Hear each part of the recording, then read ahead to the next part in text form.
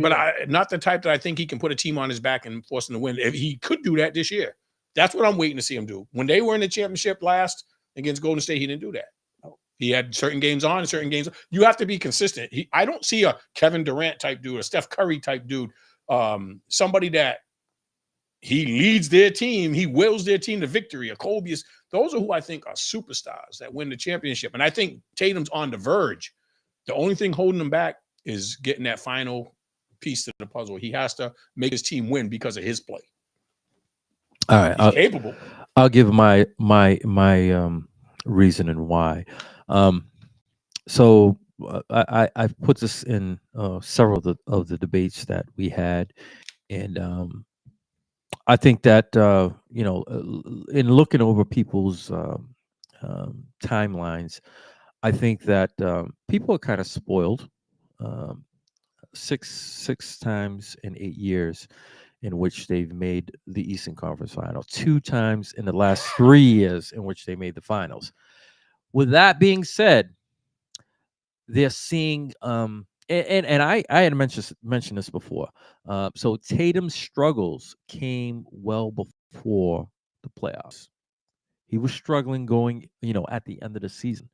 He had a lot of, this year, he had 4 or 5 games going into before the playoffs started, where he was like, he wasn't himself, wasn't shooting well, was making some bad turnovers, and people were like, listen, you should be, this should become second nature to you, second hand.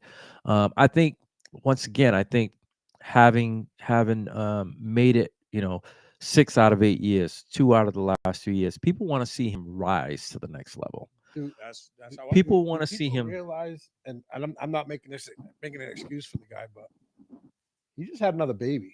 You think that has anything to do with it? You're getting paid to do your job. Yeah, I got to go to work. I understand that, but before you didn't have a baby in the house. Well, I haven't heard anything of him having a baby. He had another child. I have not heard that. I heard that she was pregnant. I heard that he had it, but no, she was pregnant.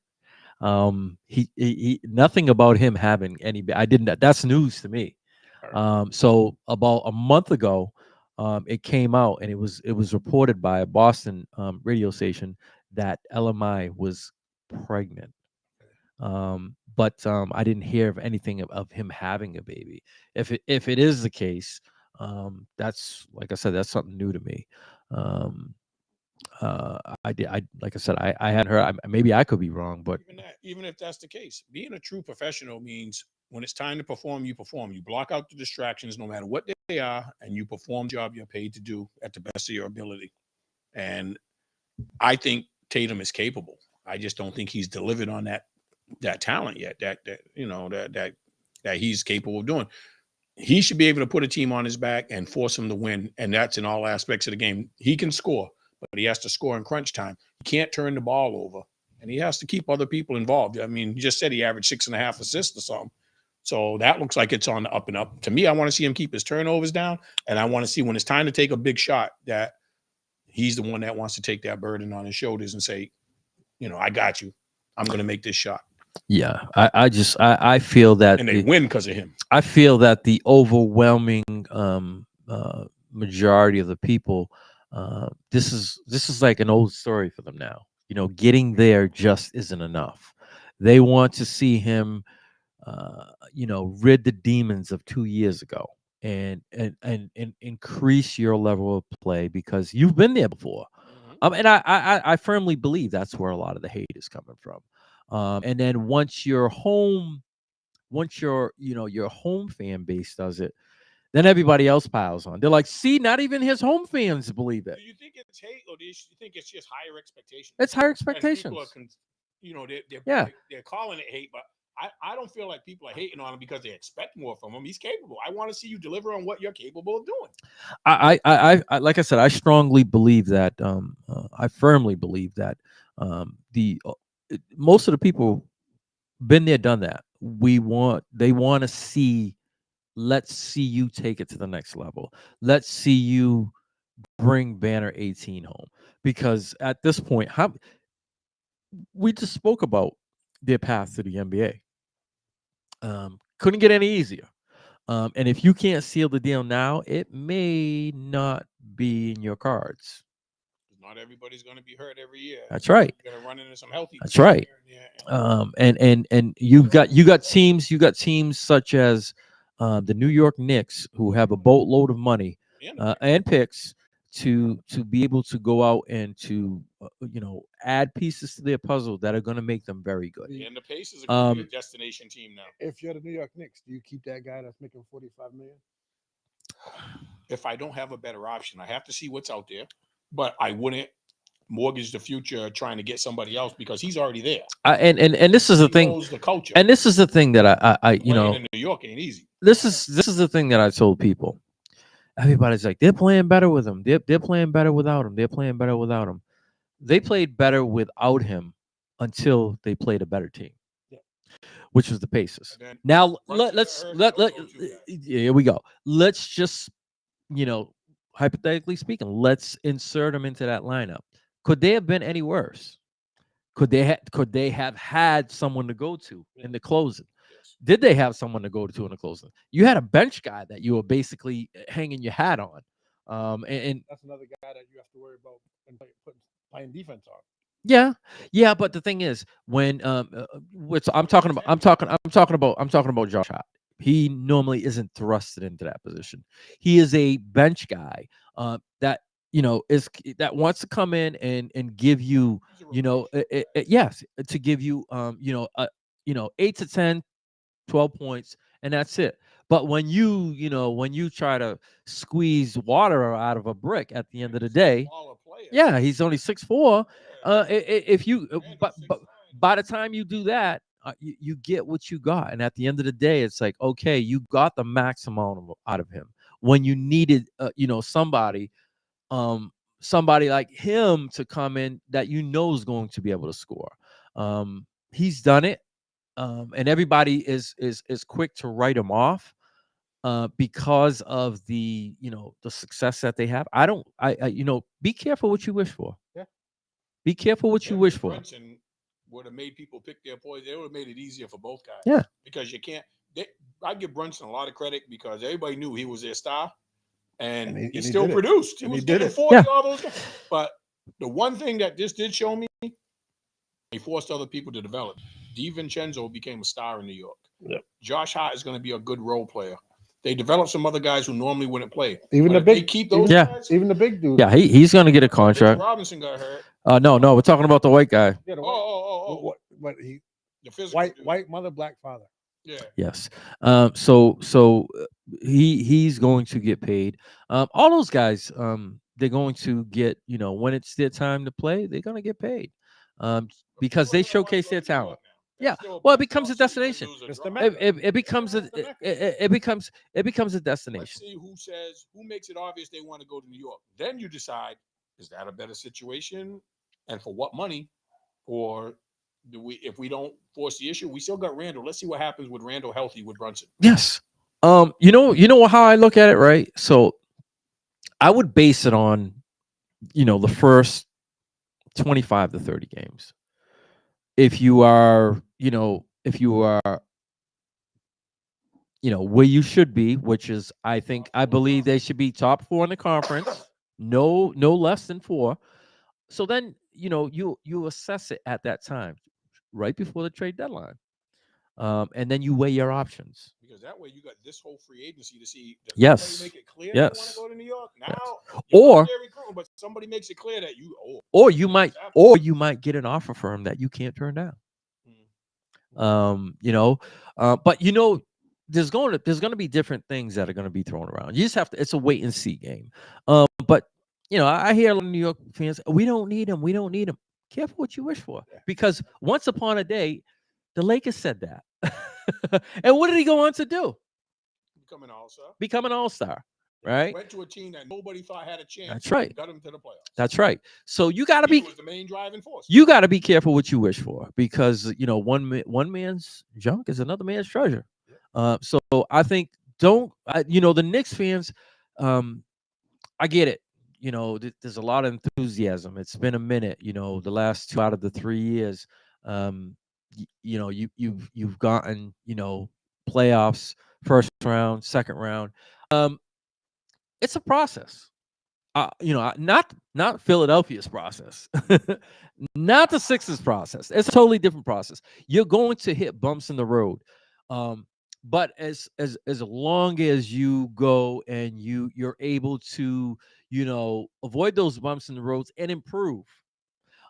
If you're the New York Knicks, you don't want to finish eighth, ninth, in the playing game, because that is obviously that's not a good season. You want to build upon. They were the number 2 seed this year. Yeah, the number 2 seed this year. They made a late season run, and on the back of Brunson, and that's what you want to do, and moving forward, and that's what they need to concentrate on.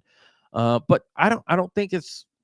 I don't think it's so quick to jump off the bridge with one guy, because who knows? Maybe when he comes back, maybe he could, maybe they could play off each other, one another, and there you go. You have a 1-2 punch. And now you built up hot confidence, so that's gonna help coming off the bench as well. Yeah. So they just got to be careful in how they go about it. Not like, oh, we're gonna get rid of him, because that's what the Lakers did. And look what he turned out to be. It's not like they don't have any money. Yeah, no, they have plenty of money, and they have draft picks, like I said. Not to mention, getting back to I talked about New York when we were talking about the Celtics, about their road to the their path and everything. But Philadelphia is going to be a huge player in signing a stud or two. I heard a juicy rumor. A stud or two. For Philly, PG. He's a rumor for everyone. A few Yeah, places. for everyone. Yeah, Lakers. You keep hearing it. Anybody. A good fit. Anybody. Somebody else who can create their own shot. Now that gives them 3 people that you have to try to stop. The rumors will continue until get down to it. And a coach and an owner that got a lot of money. And they just paid their coach. He's going to be the highest paid. Kawhi contract, just because Kawhi's on his team and got that, and they said they're not giving him. They're not doing that. They're not giving him more money. So they just signed Ty Lue, and it's going to make him the richest coach in the NBA. He's done a good job. So yeah. But that owner has a lot of money, and he keeps, new stadium. He'll continue paying his players. He remembers how the Clippers were once upon a day, and he said he doesn't want to ever see them be in that, in that state of mind. They don't want to be the little brother. They don't want to be the little brother anymore. They want to be the big brother out in LA. Their own arena. Yeah, the arena's. The arena is gorgeous. You get a chance, go and look at the model. They have a virtual model that you can go through, and it's right across the street from SoFi Stadium, right across the street. So literally, before it depends on which direction you're coming, but the direction in which we came from when we went to go see the Rams and the Cowboys, we went by it. And then when you park in the parking lot, it's right across. Oh yeah. But the good part is they've got all the room. They actually do their stadiums the right way. Unlike Gillette, there's only traffic 2 ways out. There's 4 ways in which you can there's egress on the way out. Yeah, so I mean that's it. As far as the Celtics go, it remains to be seen if what's going to happen with the arrival of Porzingis. I mean that'll tell a lot right there. Over on to the Western Conference. Game 5 tonight. The Timberwolves, they saved this season last game, and basically under the person who was killing them the most actually helped them win the most in that game. Cat, he had what, 4 3-pointers in the fourth quarter? Could have missed. Could have missed in the fourth quarter. best 3-point. Well, he takes 1,500 a day. That's why. Yeah, it's crazy. Takes 1,500 a day. You're a big man. But this is this is the state of basketball. Big men don't want to be considered big men. They wanted to be considered shooters. My thing is like you were four for the playoffs, and you're still gonna like take bad shots at that. Yeah. Believes the next one's going in. Yeah. Anthony Edwards played exceptionally well.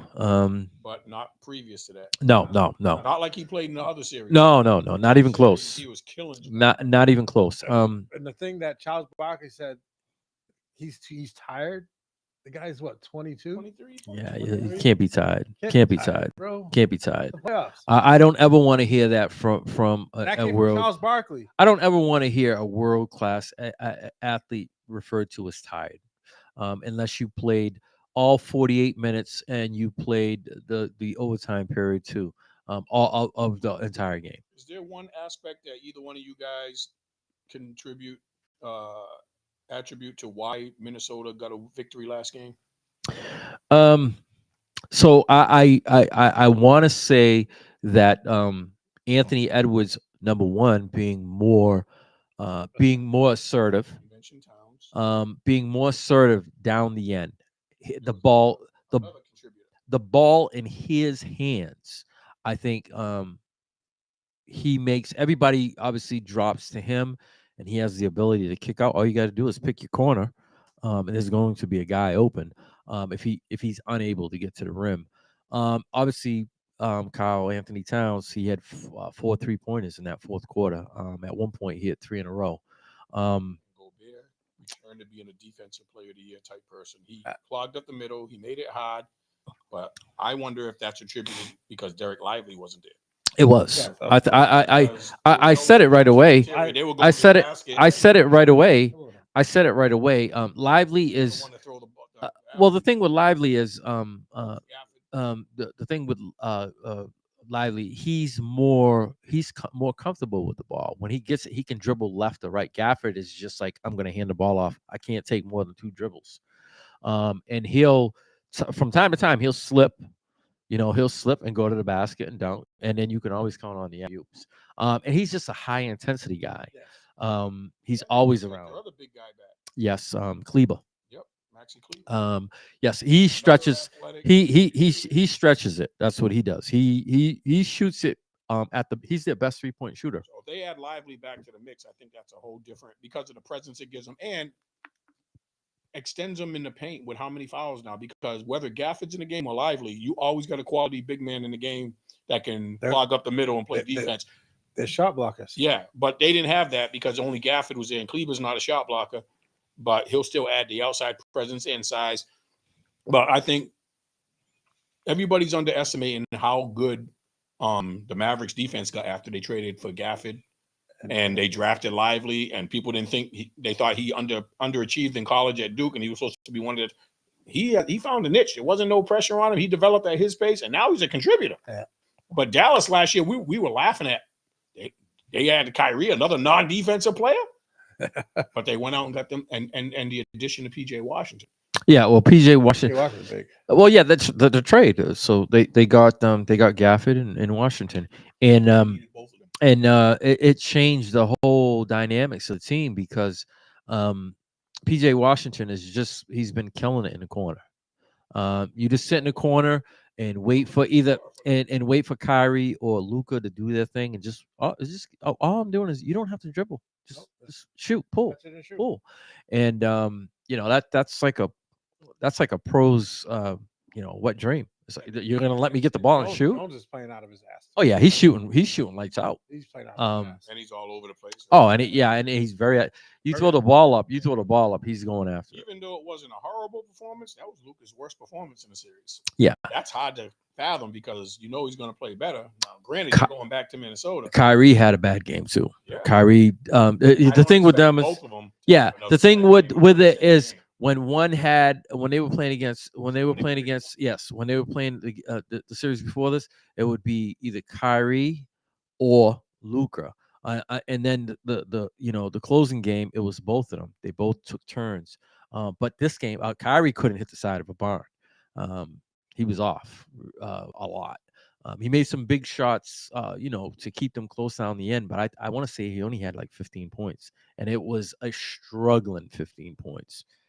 So we'll wait and see. I mean, every series has ebbs and flows. It's just the team that's going to obviously push through is the one that has the less ebbs and flows, and is more straight lined. So we'll see. I'm tonight. I'm going to say that Minnesota is going to ride off the crowd tonight. I think they're going to ride off the crowd tonight, and I think they're going to push it to a game I think 6. they have to establish themselves early and break the will of Dallas early and ride that momentum, like you said. But if Dallas gets ahead early and takes the crowd out of it, they could be in problems. I think, like I said, my prediction tonight is the game. I think the game. Lively going to play? I don't know. That's a good question. Not in the concussion protocol, but it's an 8:30 game. I'm not sure. In the air. I'm not sure. I'm not sure if he's going to play or not.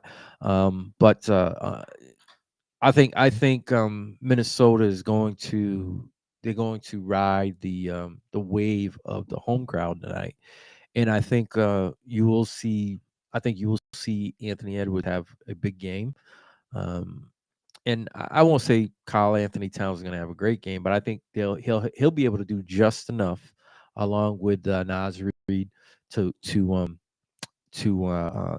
them over the hump tonight. I see them losing in Game 6. Game time decision. I see them losing in Game 6. So they got Luke that's game time decision too. Yeah, but he's been that way Oh, okay. throughout the whole series. Sport, right? Yeah. So yeah, I just see, ultimately I see the Mavs winning. I don't foresee them losing, 4 straight, maybe 2 straight, but not 4 straight. Hey, but the crazy part is, like, in Minnesota, they the 2 games they won was by a total of 4 points. Yeah, that series. Believe it or not, that series is eerily similar to the Boston one. And Timberwolves, the first 2 games, they didn't play their best. No, they Edwards did. has not had an Edwards game except last game. Yeah, I think that was his best game. they did.